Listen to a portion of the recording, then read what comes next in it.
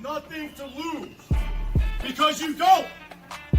And when you realize that, that's when you make the decision that you're going to play your best.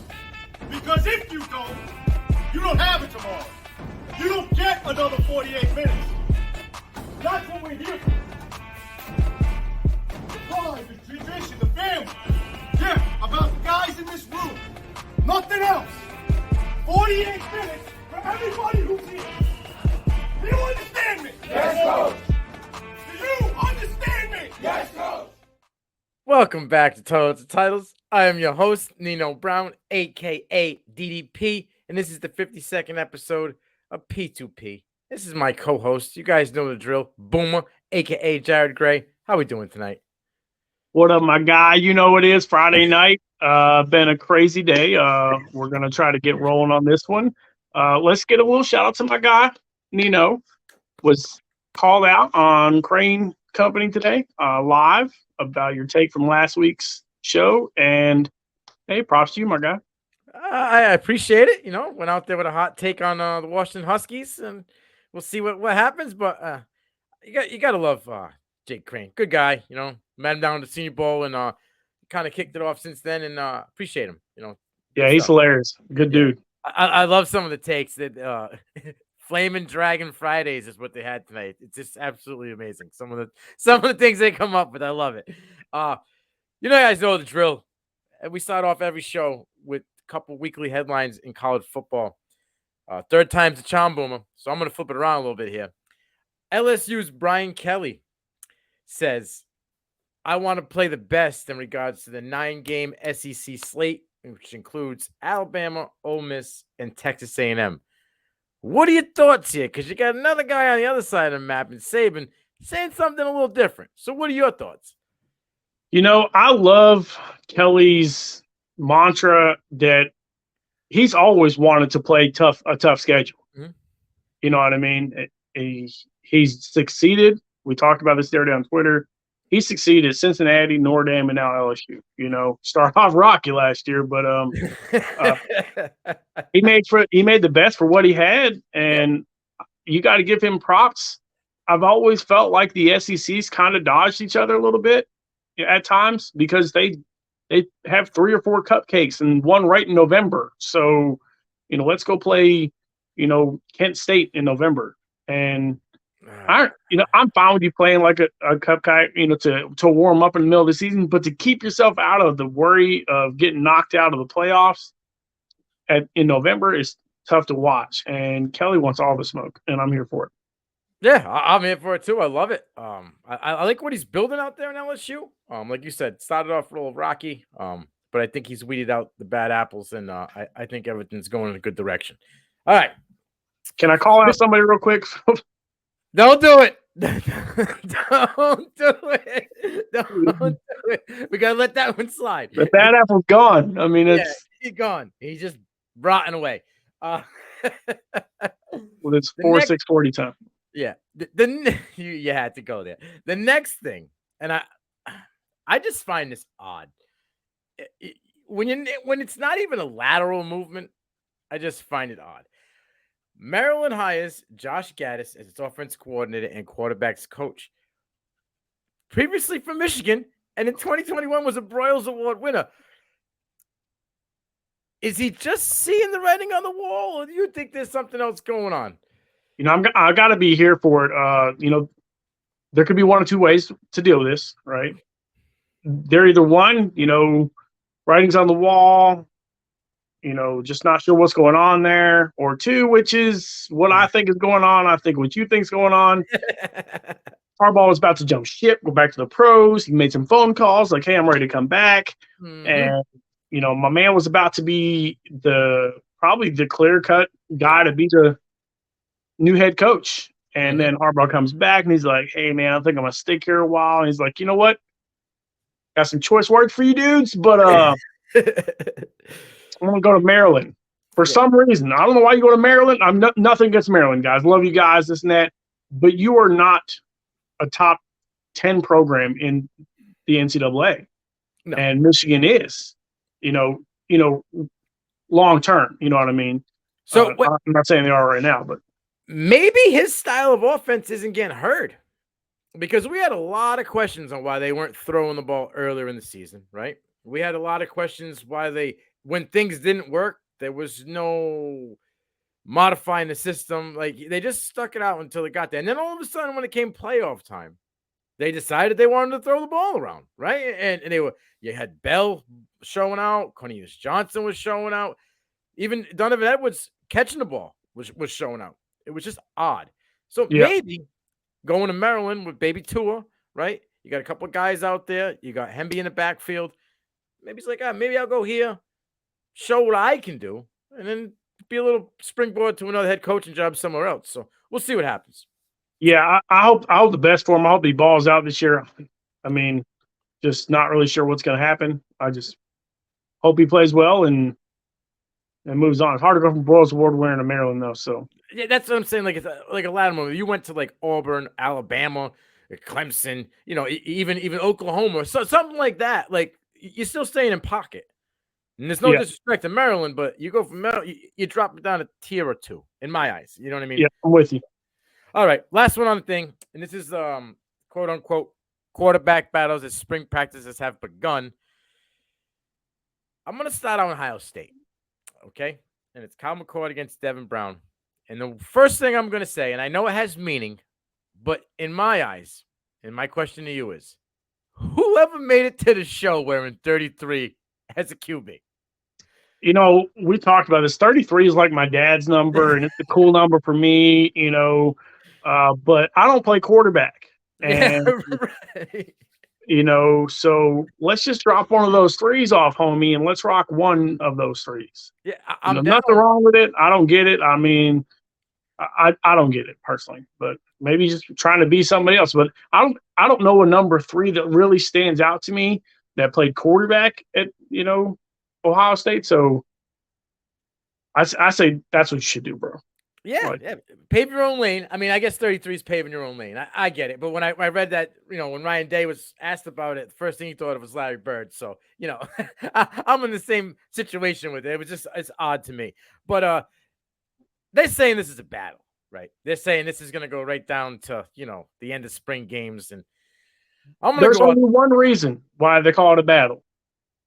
Because he knows he's going to lose one if he says, you know what, Kyle McCord, this is your team for the next 2.5 years, 3 years, because the transfer portal's real.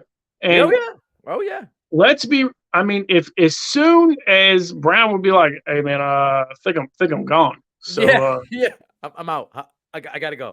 he would get snatched up so quick it's ridiculous. And I can tell you about 4 SEC teams right now. I'd be like, we already spoke about one of them that would be knocking down the door. So listen, McCord, and this is what people fail to remember, and I put it out there on Twitter. He went to prep school with Marvin Harrison. You are adamant. I'm with you. Marvin Harrison is a first-round draft pick next year, right? He could pull a Jamar Chase and say, I'm not playing. I don't need to. I'm still going in the top 15. So with him playing, he's pretty much telling Dave, that's my guy. Yeah. You better put him in there because that's my dude. Yeah. And that's how it's going to be, because who going to tell him no? Right. I love you, Ryan Day, but you were this close to probably not having a job. You're like, you know what? You kind of really ain't done a whole lot since taking over from the last 2 coaches who absolutely crushed it, by the way. Yeah. And you kind of come in, you got a little gift by getting in the playoffs this year, and you almost pulled it off. I don't know. Like, you ain't gonna tell Marvin Harris Jr. like, no, hey, I want McCord to be my guy, but we have chemistry. I'm trying to win the Blitnikoff this year. Well, I deserved it last year, and give it to me. And if you don't give it to me, I'm gonna go sit on the sideline and make my bag, knowing I'm not going to get injured all season. Right, I'm getting paid either way, bro. It don't matter if I play or don't play. Like, look he could pull Jamar Chase. I mean, who gonna stop him? His teammate, right? Didn't play. And he's probably on top 15. He's going to get paid. So, like, it doesn't really matter if he plays or not. I know he wants to play, and I want to silence all this. I saw why is Marvin Harrison catching punt returns in practice? They are on a limited roster. There's like 33 guys there total.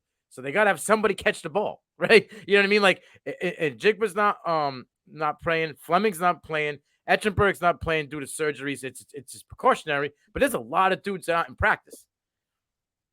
Yeah, until you get everybody on the field and passing your whatever afternoon, spring stuff that you got to do to get into actual practice, you're going to see stuff like that. Now, when the whole squad gets together this summer and it's just spring practice, guys. Like, let's not get crazy. Yeah, there's no pads. They're wearing mesh shorts and a tight jersey. Like, come on, don't yeah, get. I mean, it's good practice for him anyway. I mean, any way of catching the ball, he looks at it. That's how he looks at it. Whether he ever plays that in a game or not, it's just something that the coaches can say. He can also return punt. You know what I mean? Like, it's just another check mark on the resume. That's all it is. All right, that was our headlines. And lately, over the past 3-4 weeks, we've been going in after these headlines in the offseason and breaking down teams, talking about teams that have a lot of turnaround, where they're going to go, what they're going to do. We went out west to Washington last week. My man wanted to stay in the purple pocket, so we went with TCU this year. And this week, I got a lot to talk about. There are a lot of holes to fill, but there are a lot of dudes that they have already that can fill these holes. So yeah. I'm going to start out just going over the team in general from last year, and I'm going to let you break into the offense, all right? 13-2 last year, 9-0 in conference. Obviously, they went to the college playoff, right? They got smoked by Georgia, 65-7. But they had a show-out game against Michigan. They put the world on notice, like, we're no chump team. We're here. We can play. D. Winters showed up, and ever since then, he's never looked back. Sonny Dykes, 13 years coaching, right? 84-65, 56 winning percentage. Not bad. Better than average, right? And probably the latter half of it, there's been more wins than losses. So we'll take that. Now, this is a little bit of a spicy situation here. They lose Garrett Riley, right? My man went on to sell Dabo's, I'm going to take your job if you don't conform. So I'm here. I am him. I am here. So they went into a panic mode, I think, and they went out and got ex-Baylor OC Kendall Briles. But the problem is, there's a lot of baggage that comes with Briles, right? His father just got fired for some sexual assault, supposed charges or whatever that's still up in the air. We don't know whether he's involved in any of that, and just a bad look. What do you? The whole Baylor situation in general was crazy. Right. I mean, it ruined players' lives, careers. One player got, after like a 4-year investigation, was probably going to be a first-round draft pick, got charges dropped because it was all hearsay. Right. And, you feel bad for him because that dude was a meme for like 3 years. I mean, he's just walking washboard, you know what I mean? Yeah. So I feel bad for him. I feel bad for, some of the players there. Baylor being a Christian school, and the whole Briles situation is another thing. It just doesn't make any sense to me. Why would you rush to hire that guy?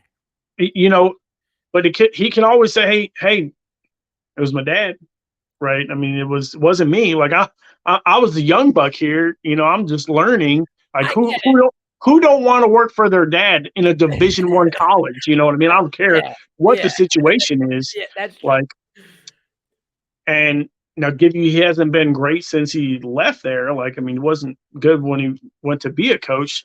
So back, Sonny Dykes is a dude. I mean, he took a nobody TCU team. Nobody had TCU in the championship. I think it was like a 20,000 to one dog beginning of the season. So to make the championship, not to win it, to make it. So,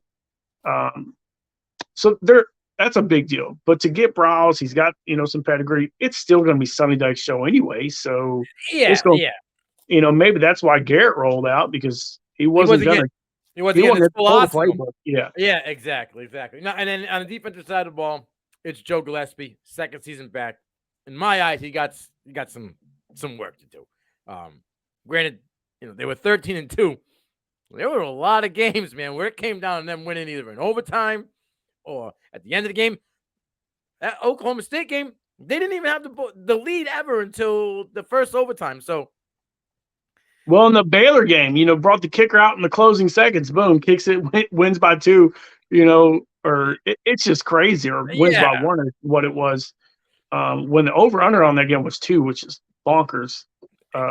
Yeah, the defense needs to get worked on, but they have some guys. But I want you to bring us into the offense because I got a couple questions for you when you start breaking this down. I can't wait to talk about a wide receiver in a second, but we'll get to that. Obviously, like Chandler Morris went to OU. He's a coach's kid. To see him go to TCU, I really thought he was going to play well.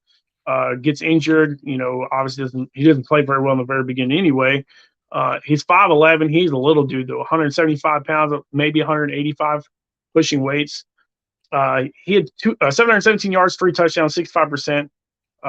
531 yards, 3 TDs versus Baylor in 21, which is bonkers, by the way. He went off in that game. Because Baylor's defense was solid. In 21. Really, really good. Yes. So, he's an undersized athletic quarterback. He throws the ball well. He runs the ball well. And I think in Sonny Dykes' system, 2 years, a lot better. He gets a whole summer with him, whole spring with him. You got to watch out for Josh Hoover, freshman coming out of Rockwell Heath High School. Listen, your name's Hoover. You're probably a player anyway. So, you're meant to be that thing. So that's going to be a fun one to watch anyway because you can't be sold on Chandler Morris at this point because he hasn't proven that he's the guy. One game. So Give me one. Yeah. So Hoover's going to get a shot this spring. You're going to see. It could very easily be you know what? You got a short leash just like everybody else. It's what you've done for me lately. And he could go into the summer just absolutely crushing it. Let's get to running backs. Obviously, we got some guys move on. But we got Trent Battle, Trey Sanders, which we both know about, Amani Bailey, Corey Wren are all the running backs. We can talk about Battle being 6'1", 200 pounds. Used to be a quarterback, which I love. I'm all about the quarterback to position changes. It's awesome, especially it is. It's a major thing. Isn't Utah has 2 quarterbacks that they turned into running backs behind Cam Rising, which is crazy, and they went off at the end of the year too. Yeah, really, really played well. Amani Bailey, 5'8", 200 pounds. He's a rocking bowling ball, to be honest with you. Yeah. He's shorter than me and weighs more than me. So 31 attempts, 250 yards, 2 touchdowns, 8 yards a wreck. You know what I mean? So 7 receptions, 43 yards. That'll be interesting. We got the transfer from Florida State, absolute burner in Wren. He's going to be used as the slot receiver. It's going to happen. He's way too good in open field. Saw him coming out of high school. He wrecked dudes in the open field. He reminds me of that dude out of Virginia. I don't know if you remember him, Billy Kemp. He just transferred. Yep. He's just a Swiss Army knife. He's got them wheels, grooves in and out on special teams and stuff. And in the slide, I think he's going to be used like that. That's a low key, really good transfer grab for them because he can play. He'll probably not come off the field, play running back end slot. Right. I really believe that. But I think we all want Trey Sanders. Yeah. Former 5-star, absolute dude. 72 attempts, 314 yards, 2 touchdowns, 6 receptions, 55 yards. Dude's like you say, he's got nimble feet, right? Right. And you're not a former 5-star going to Alabama and not somebody. Okay. Right. I like Sanders more than Evans, who used to be at TCU, who's probably a top 5, top 6 running back in the draft this year. Right. And Sanders is an absolute stud. Those 2 grabs for them, transferize Brandon Sanders, massive. Because they'll probably both be on the field all the time. You'll see the wing tee. You'll see that wishbone, quarterback, aspect that's Dykes likes to run every now and then, where both of them can run out, slide out, and, making Chandler Morris easy, making Hoover easy on him. If you put Battle in there, right? You could put Battle in there who's a QB / running back. I'm telling you. Yeah. Dykes has an entire mantra of love in front of him when it comes to the running backs and quarterbacks. He's going to make it simple, making it run around. Quentin Johnson, leaving. I just keep watching video of Savion Williams. Like, I just can't stop.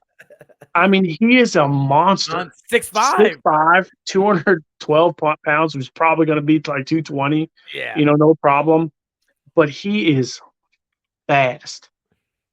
I mean, he's got good body control. Like, he gives me like CeeDee Lamb vibes, body control wise. But he's 6'5". Yeah. I mean, he go get the ball too. Bonkers, dude. I mean, that's just crazy to me. You ain't like at 6'5", 212, he's probably gonna be, like you said, closer to 220 by the end of the year. But like, you ain't gonna you're not fighting this guy for ball. He's gonna win. Going up and he plays big. Yeah, he plays like the big knock on Quentin Johnson. He don't play his size. I think Savion does, and he's going to rocket up draft boards. Yeah. See, here's my thing, right? Everybody loved Q, right? And then homeboy came through this year for them and snuck his way into the Senior Bowl, snuck his way into the draft, kind of killed the combine. And what's his name? Darius Davis, right? Davis, yep. Yeah. But they got guys that are replacing them that I think are just as good, like if not better. Yeah, so they got the burner, right? They got the burner in what's his face? JoJo? No, JoJo's not the burner. Is it Jalen? I think Jalen Robinson transferred from Ole Miss. Yeah, he's a burner. Right, and then you got JoJo, which I want. This is what I want. So you got two dudes from Alabama. You got three if you talk about Brockemeyer, the offensive lineman who transferred over, right? So you got three Bama guys coming in. And my only red flag with Sanders at the running back position is Gibbs left. This was your opportunity to be able to get in there and show your deal on a huge stage, right? Why leave? Did you and Saban not have something? Like, because he really didn't eat much last year at all. Like, yep. And you would think at a 5-star dude, you'd try to get him on the field, especially late in the year when you knew you weren't winning. Yeah, and see, when he came in, it was a big class to Alabama. I was like, Sanders, he was so close to committing to different places, TCU being one of them, Oklahoma being another. So we're going to continue to talk about this. This will be the biggest talk throughout the season when Clemson doesn't do anything, is how good teams are doing because of the transfer portal. Yeah, they got a lot of dudes. They got Beck too from LSU, right? Alabama, LSU, Ole Miss, all Oklahoma State. They got John Paul Richardson. They did well. Dude. He's a dude. Yeah. I mean, we're going to get to the other side. That the defensive side. You got transfers over there. I mean, he probably pulled in 10 transfers that are going to start next year. Top 30, I think they were ranked in this year in the transfer portal, which is great.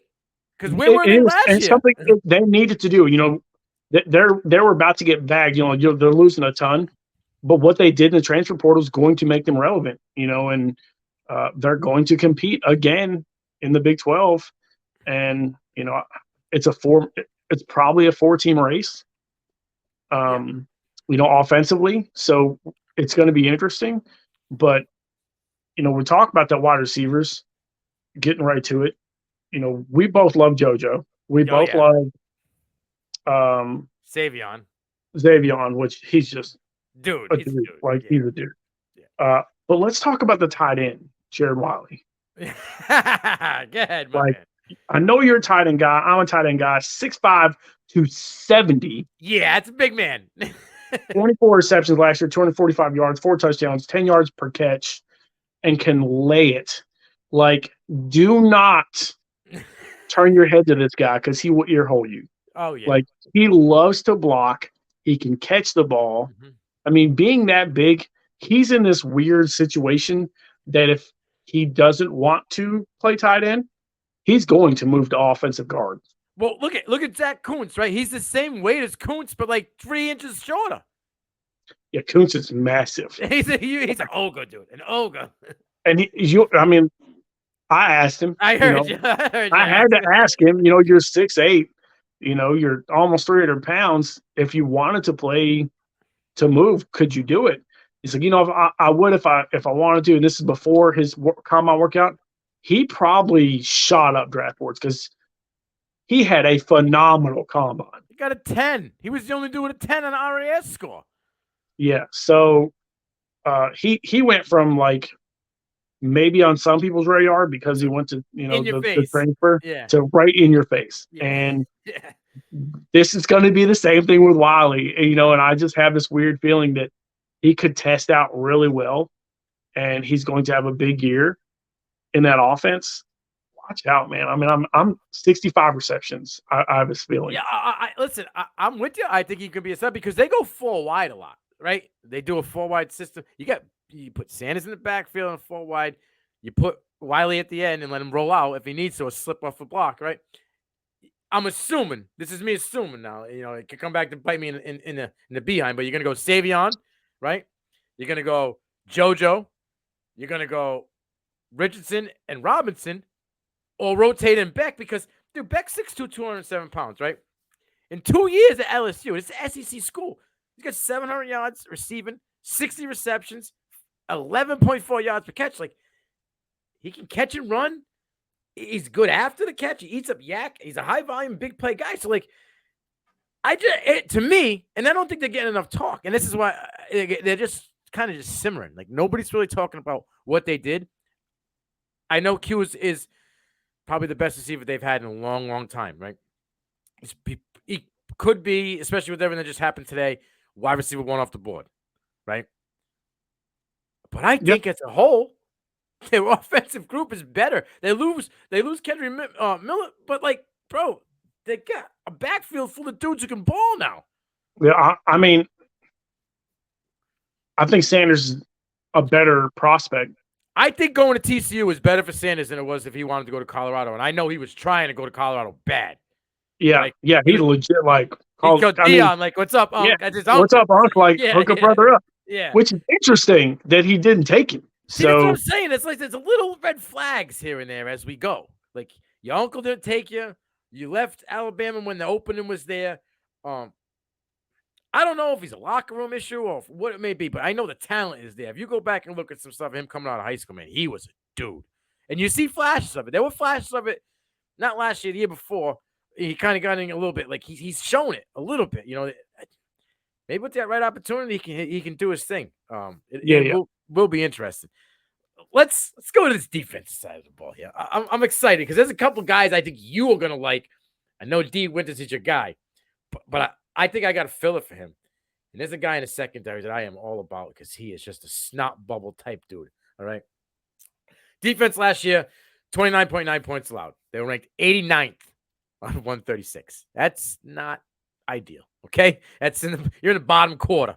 415.9 yards of offense per game, 93rd. Right. This is what I'm saying about Gillespie. Things got to change, bro. Like, you can't run on this road again.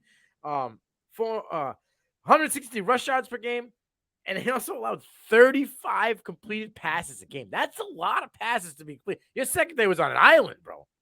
Yeah. You know what I mean? And you had Hodges Tomlinson out there, and he was a dude. So that means, you know what I mean? Like, too much spread. We're going to have to, like, lock it down, you know what I mean, and help out here. But we're going to start it online. On the edge, Michael Ibukin Okyuda. Is that right? Okoida? Okay. 6'5", 235. He was a freshman, right? He only played 5 games last year. He's probably going to be, your left end. Then on the right end, you're going to have Caleb Fox, 6'3", 295, 28 tackles. This is kind of a little bit worrisome for me. 6 solo? And you're on the edge, dude? Like, what are you, just helping out? You waiting for someone to do the work, and then you hop in? You know what I'm saying? Yeah, you know what I mean? He had 2.5 tackles for loss, so he does get in the backfield. Now, this guy is the guy I think, honestly, could play in and could play out. And that's Rick Diabrua, transfer from ECU. The defensive line, he can play interior, he can play on the outside. I think he could rotate from side to side when these guys need a break. 6'2", 298. He didn't, it was small sample size last year. 5 tackles, 1 solo tackle. But out of those, 2 of them were tackles for loss, and he had 1.5 sacks. So in the small sample size he played, he was useful and kind of turned the game a little bit. You know what I mean? Come in quick, get a sack, momentum changes. Here's my questions before I break down the other lines of the defense. We go linebackers and we go secondary. Who replaces the leadership and the productivity of D. Winters? Well, it's Okay. got to be Hodge from Navy, the transfer, won Big 12 Player of the Year last year. He's got to be the team captain. Yep. Got to be, the leader. He already has the defensive aspect to train. If you're good enough to leave Navy and be a dude, He was because flying a around. dude. He was He was flying a around. dude. Oh yeah. And Winters talks about him all the time. He's like, "Hey, it's a neck brace." Like, I mean, he just has this old Yeah. school, like don't mess with Brian me Cox. vibe. Yeah. Yeah. He's got the full plate in the back, so it just reminds me of one of our favorite players from the program, Latimer. He's got this dude in him, and it's going to be Hodge. He's got to be the defensive leader of that team. They lost Horton, Winters, Hodges Thompson. They lost a squad. So you named three, and I'm going to give you three names I think you plug and play. Hodge, I think, is the guy that's going to be your captain, right? 6'2", 228, neck roll. He's your prototypical just, bang him up linebacker. Is going to go full speed all the time. lead with his head and upper body and just blast people, right? 87 tackles, 45 solo. This is great. 9.5 tackles for loss, 2 sacks, and a pass defense. This gentleman played well last year. And I mix up the names quite a bit, especially when we're going down the college football line because Hodges and Hodge, Jamoe Hodge, 6'2", 230. Another guy with 87 tackles, right? 42 solo. He had 7 tackles for loss, 3.5 sacks, a pick, 2 pass defenses. He played great in the bowl game. And in the college football playoff run, it was him and D. Winters. Like, they were doing it. I shouldn't say that. Those 3 linebackers were eating. Like, 100%. Now, the 4-star guy who plays, is it the slot linebacker? Is that Shadrick. Shadrick Banks, 4-star guy, 6'1", 230. He's a wide receiver turned linebacker. Like, it's crazy that a lot of these guys. It works. Ask Deion Henley. Yeah, right. It works. He had 39 tackles last year. 29 of them were solo. My man eats by himself. Don't need no help. 4 tackles for loss, a sack, a forced fumble, and a fumble recovery. I think Hodge and Hodges can fill in the 2 roles for the gentleman that went forward, Winters and his counterpart. Now we go into the secondary, right? And I got a couple of dudes, but I got a dude that is just absolutely locked down. Ishburdeen, 6'1", 190. He's a transfer from Missouri. He only played 2 games last year, so he's going to be on the left side, right? You got a transfer from Florida, Avery Helm. He's a former 4-star. 6'1", 187. In 2022 with Florida, he had 31 tackles, 22 solo. It's not bad. Tackle for loss, and 5 pass defenses. So he gets his hands on the ball, and he also isn't afraid to tackle. But this guy right here, all right, that I'm about to talk about, Josh Newton. If you don't know about Josh Newton, I am going to tell you he's going to be a guy that's going to fly up draft boards. He's going to do his thing like Deonte Banks did, right? At the end of the season, people don't know about him. All of a sudden, he creeps. 5'11", 195. Transfer out of Louisiana Monroe in 21. 84 tackles. 53 solo. 5.5 tackles for loss, right? This is mind-blowing. 3 picks. 15 pass defenses, okay? That was in 2 seasons at Louisiana Monroe. And then he went and transferred over. Last year, 35 tackles, 26 solo tackles, 2.5 tackles for loss, 3 picks again, and a ridiculous 12 pass defense. My man is literally laser beam for the ball. Like, you better not be a quarterback that can't read progressions because he is going to destroy you. He will eat you up. He's always in there. He got quick hand. Like, he's the type of dude that waits to, like, the last second, sticks his hands in there, just boom, gets the ball. Reminds me a little bit of Witherspoon out of Illinois this year, right? Witherspoon was a late breaker. He relied on his instinct and timing for balls. And I know it's a lot of times, especially in the Michigan game against Ronnie Bell. That's what Ronnie Bell got so frustrated was Witherspoon would give him space and then close right as the ball was hitting Bell's hands and knock it out. Newton is that type of defender. I really think Newton could be probably one of the top DBs in the Big 12, if not in the country. I mean, he had such a big year last year for TCU. Yeah. After leaving ULM, played in all 15 games last year. Yeah. Like you said, he big plays. He had a pick for 57 yards for a touchdown. Right. Which that's where you see the Deonte Banks speed. You keep bringing it up. he's going to be the opposite guy. And, he played well, but like we said, you put them on an island a lot last year and didn't really help them out, No. and that's tough in that defense because they got exposed against Many a Georgia. times. Many a times. I mean, Georgia's probably still throwing touchdown passes right now. So it's 167-7. You know what I yeah, mean? Like, it's getting crazy. I can't wait to see what he ends up deciding to do, right? Because he's going, like you said, he's going to be one of the leaders. I believe so, He was the new guy last year. right, and he's still 8. And still 8. And getting up to speed, played all 15 games. Now he's one of the anchor of the defenses. We wanted to talk before we actually really dove into this and the defense and the offense and what they did in the transfer portal. Florida, Ole Miss, LSU, Alabama, all these transfers, big transfers, Oklahoma State, all moved in. They went from here, where they were last year, right, which they weren't here. Right. They might be better. That's what I'm saying. They might be a better team than they were last year because they brought in so much key depth players that it was Sonny Dykes like, hey, we're just going to try to win as many as we can, and we pulled off some big victories.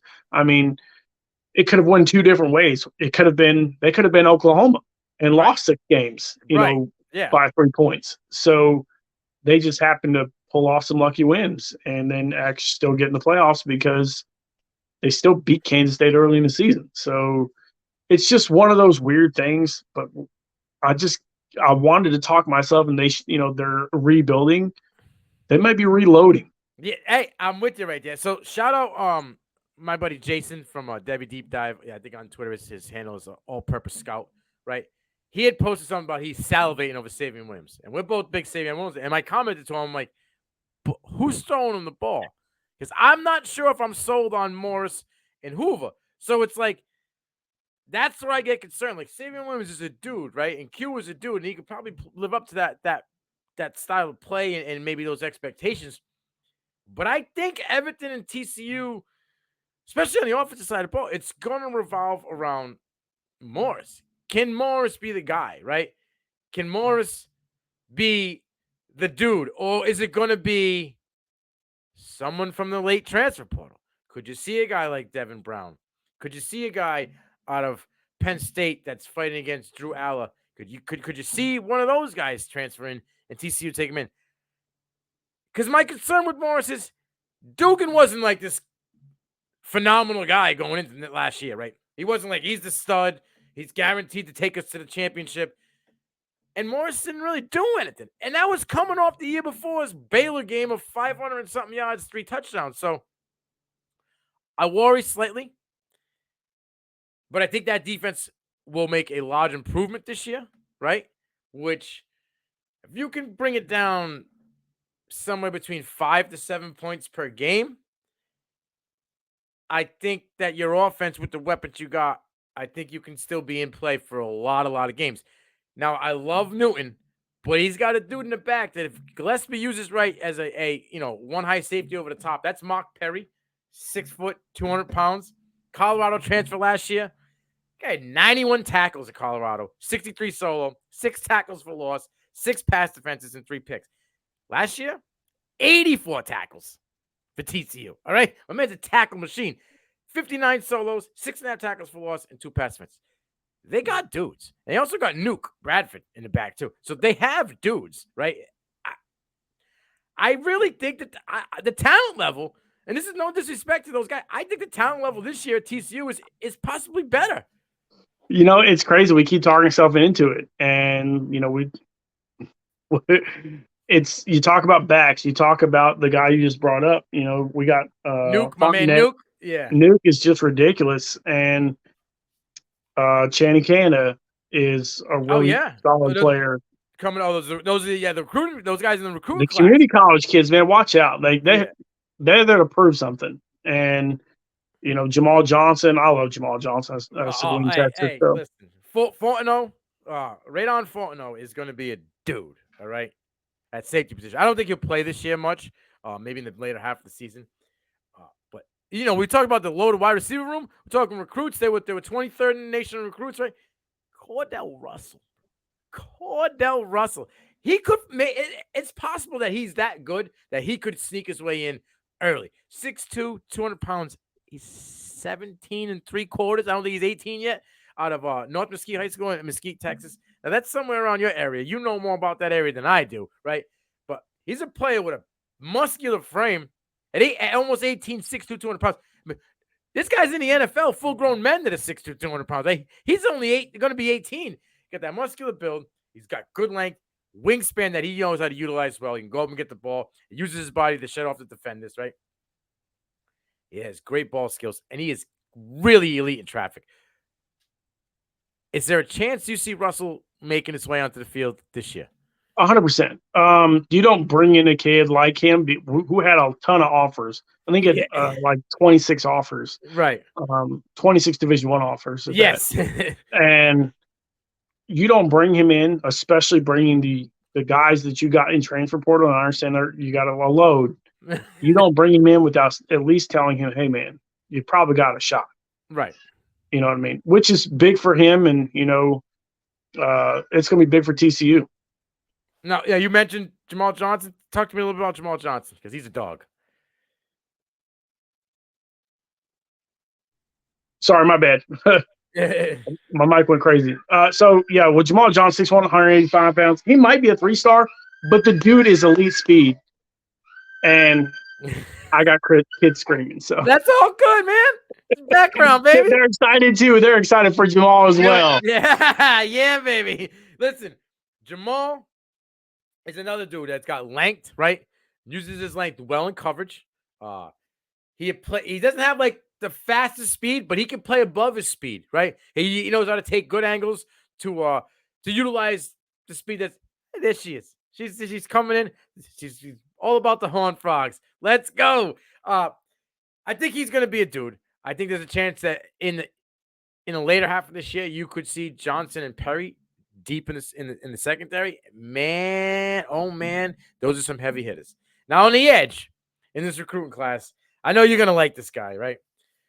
Jonathan Bax, 6'2", 230 out of Edna Carr High School, New Orleans, Louisiana. He's a dude that's experienced with his hand down and standing straight up on the edge. So I know you're a dirt guy. You like them guys that get down and dirty. But a kid that's 18, that's 230 pounds that can play, inside and outside, can get down, put his hand in the ground, and a guy who can stand upright and blitz off the side. What are your thoughts on Bax? And do you think there's a chance? Because I have a funny feeling you could see Bax in a rotational play early in the season. Yeah, so with Bax, we keep talking about if he's going to play early. Right. I think it's going to be probably like week 3, week 4, Okay. Or he's probably going to get some legit garbage time the first 2 weeks. And then he balls out and they're like, you know what? We can't keep this dude off the field. Right. So, and I think that's going to be a lot of it, because he has a lot of talent. He's a big guy, 6'2", 230. TCU needs a guy that can set the edge, that can, give a good pass rush, because it's something they really didn't have besides Horton last year. Right. And by losing guys like that, you need to have somebody come in and ball. Like I said, you don't have 6'2", 230 guys that run a 4.5 40 everywhere. So right. He's way too talented to stay off the field. And he gives me Adebarwe vibes, PJN Adetomi. So we just watched Adetomi run a 4.49 at the combine. Insane for me. He's 280 pounds. Yeah, so, insane. it's going to be interesting because he's strong enough to really be a guy. And I think that's going to be one of your, like you said, he's going to be one of your surprise players of the season. All right. So I'm going to, before we close it out, right about the 45-minute mark, I just want to get your prediction. I'll give you mine, and then you can give me yours. TCU, what they open up the season at, ranked, and what they finish at for the year in win totals. I'm going to say that they're going to open up the season.